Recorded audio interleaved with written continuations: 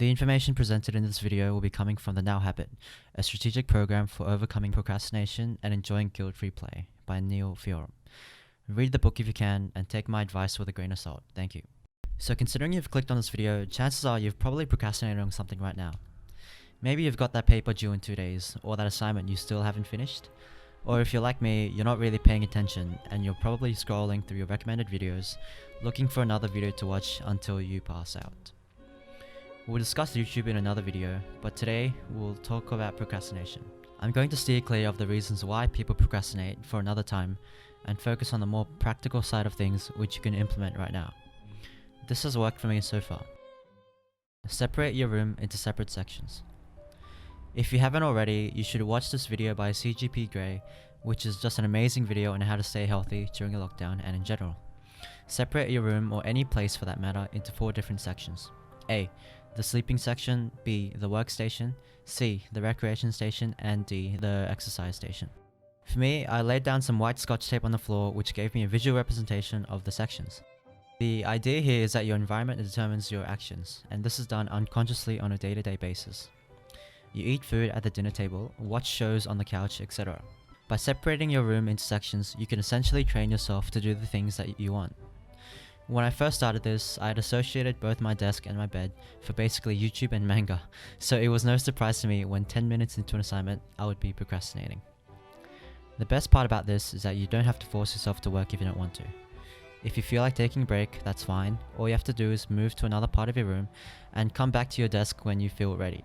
It helps if your recreation station isn't comfortable or forces you to stand up. That way, you hopefully don't fall down a YouTube rabbit hole. Separate your sense of self-worth and failure. One explanation is offered by Dennis Waitley, the author of The Psychology of Winning and the Joy of Working, who defines procrastination as a neurotic form of self-defensive behavior aimed at protecting one's self-worth. That is, we procrastinate when we fear a threat to our sense of worth and independence. We only act lazy when our natural drive for fruitful activity is threatened or suppressed. For me, this was definitely true when faced with any important task like an assignment that's worth 50% of your total grade. I wanted the assignment to be perfect, so I was constantly worried about making mistakes and ruining my identity as a computer scientist or whatever. I have learned since not to do that, and you should aim to make a lot of mistakes. I think one of the analogies in the book was to imagine yourself on the roof of a tall building, and your goal is to cross a tightrope to another building, or something like that. There's obvious risks to crossing the tightrope. You make one mistake and you will fall to your death, and so it's extraordinarily easy to create excuses to not cross it. Instead, you should imagine that there's a safety net under the rope so that if you trip, you don't die. You can try as many times as you want without consequence, and your sense of worth or independence won't be ruined. The most important thing to take away here is to get started. Don't focus on finishing the entire project in one go, but instead on creating a small finish line that would be so easy to cross. For example, I wanted to go running. To be more precise, I wanted to develop the habit of running. I have heard the benefits of doing so, and it seemed like something I wanted to do in my life. A key thing about this is that I voluntarily chose to do this, and it was not enforced upon me top down. So I was at point A, and I wanted to move to point B. In terms of the rooftop analogy, this was great because I was not a runner. I had disconnected myself from the identity of a runner, so if I failed miserably on my first run, no problem. The building wasn't even a meter tall. If I fell, no problem. I wasn't a runner after all. I had no identity to protect. But if I was an Olympian level runner, then this was like the building being 500 meters tall, and if I failed, I would fall and begin to question my identity and self-worth as a runner.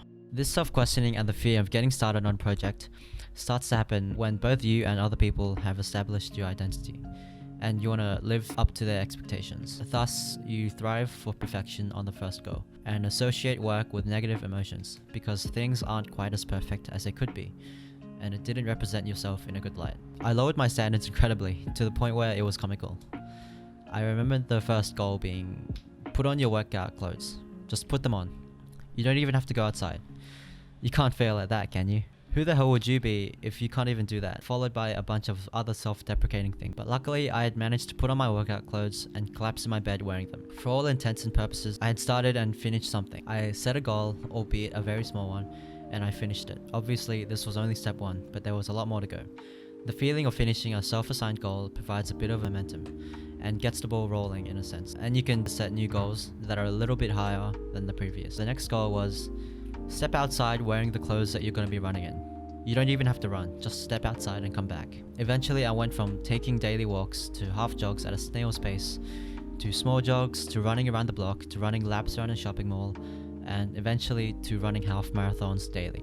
Hopefully this method might apply to your goals and ambitions, but this is just one of many and I have a lot to learn. Do things badly, because bad work beats out no work anytime. I keep this in the back of my mind whenever I'm doing anything that requires a bit of effort. This video, for example. It's my first ever video and it's probably hot garbage. No, it is hot garbage precisely because it's my first video. And I told myself I'd rather listen to a video and some feedback than no video at all. The more videos I make, inevitably it will get better. The work will be of higher quality, more efficient to produce, better in every way so long as the work is being done, even if it's bad. You're still training yourself to sit down at your desk and focus for more than 1 hour at a time on your work. Students entering Harvard, for example, are brought to a special section of the library where the rough drafts of famous authors are kept. This exercise has quite an impact on young writers who previously thought that the work of geniuses arrived complete and leather-bound in a single stroke of inspiration. Here, the freshmen can examine how a successful writer often starts with an apparently random series of ideas centered around a theme. Many of these ideas later proved superfluous to the final design, but were essential to the process of developing a new concept. That is, the early drafts are not discarded like mistakes, but are viewed as the initial steps in unfolding the idea. I hope these tips were useful to you.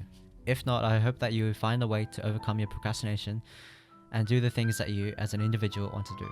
It also helps if you avoid pornography and excessive masturbation, but I'll get to NoFap and its ups and downs in a separate video.